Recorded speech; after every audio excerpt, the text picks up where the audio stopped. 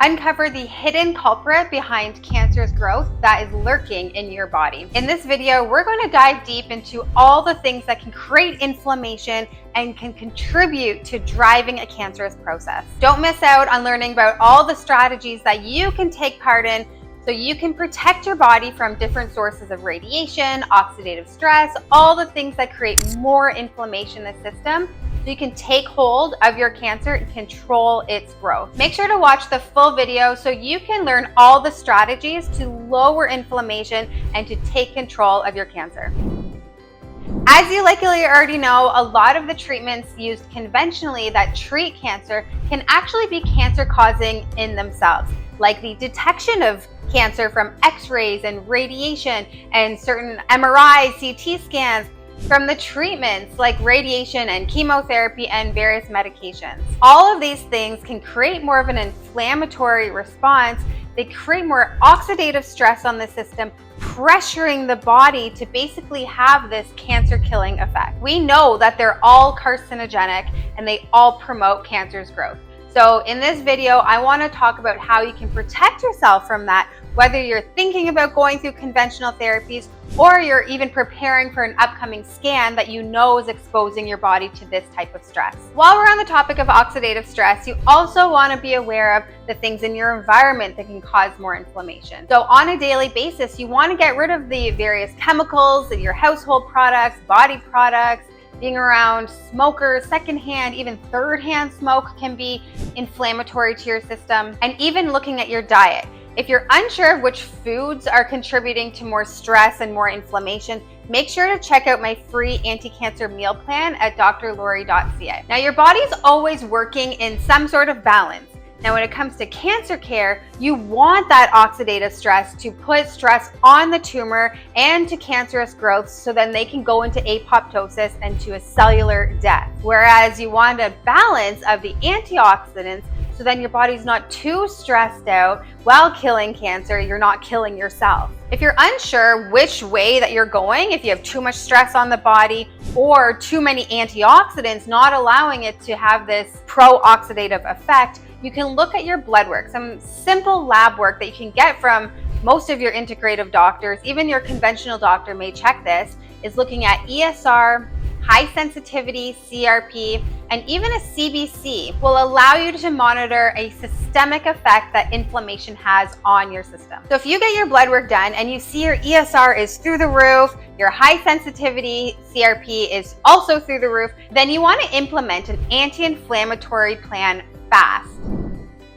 The top 3 things that I like to implement when it comes to fighting oxidative stress and helping lower inflammation in the body are things that you can take orally as a supplement. The first one being vitamin D3. Check what your vitamin D3 status is. If it's not at the high end of normal, you can go at a much higher dose than what you're taking as a maintenance. So for example, for myself, I used to be down low in the 40s. And this is even while I'm traveling, I'm in the sun, I would go down south. So there's no reason why I shouldn't be getting vitamin D from the sun. But genetically, my body doesn't activate it. So I need to take up to 10,000 IUs a day in order for my levels to be within the sufficient level that is healthy and anti-cancer. Vitamin D3 also has a very powerful anti-inflammatory effect. It helps with mood, it helps with balancing your hormones. Overall, it's a very protective vitamin. Actually, it's considered to be a pro-hormone. But make sure if you are taking higher doses of vitamin D or vitamin D3 that you're checking with your integrative doctor to make sure that you're not throwing off other minerals like vitamin K2, calcium, magnesium, and potassium. Fish oils. That's the second thing that I really like when it comes to bringing down inflammation. And you want to go at a much higher dose. So personally, if my ESR or my CRP was really high, I would go up to 3,000 to 4,000 milligrams a day of that until my levels are low again. You want to be careful of looking at your platelets because if you have thin blood already, you're on medication that thins your blood, then this fish oil will actually further thin your blood. So you don't want to do necessarily higher dose. Check with someone who's monitoring your lab work to make sure you're not going too high. And the third, my absolute favorite, is high dose melatonin. Now you may think of melatonin just as a sleep agent, taking 1 to 3 milligrams right before you go to bed, but you can actually go at quite high levels of melatonin, up to 60 or 180 milligrams of it, to help not only with inducing apoptosis as an anti-cancer effect, but it's one of the best things that you can do to protect your system from radiation. So I often advise people to take it the day before they're going on a flight, the day before you go for imaging, the day of, and the next day. So for 3 days, going mega doses to protect your system.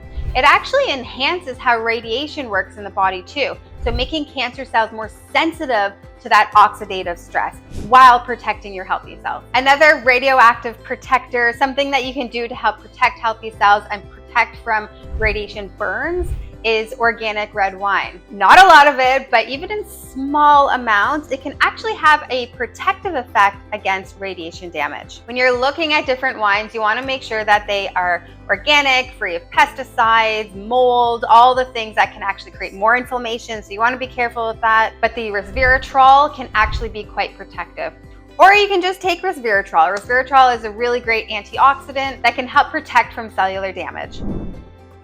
So it's important to talk to your medical team to make sure that you're not taking antioxidants when you're doing pro-oxidative therapies. There actually is quite a lot of debate whether you should avoid them completely or kind of pulsate them within your current routine. I find it's best to take an integrative approach, check your blood work, check to see where you are, making sure that you're not creating too much of an inflammatory response, and adding in the antioxidants so your system has a chance to allow nutrients in and allow your system to have the energy that it needs. Too much radiation can actually make your blood vessels more sclerotic, and it can make the tissues become more dense, so it doesn't allow nutrients to enter as well as it should. You may not experience the effects of radiation right away. Some people get through the radiation protocols fine, but then they find weeks to months later they're completely exhausted. They may start developing thyroid issues or other hormonal imbalances, and they feel the effects much later. So don't think just because you don't feel in the moment that you're completely fine. Just know that radiation in general is very toxic to the system, and it affects you on a very cellular level. Now, if you're looking for help to strengthen your immune system and you want to learn about the top 7 strategies to keep cancer at bay, make sure to check out my next video.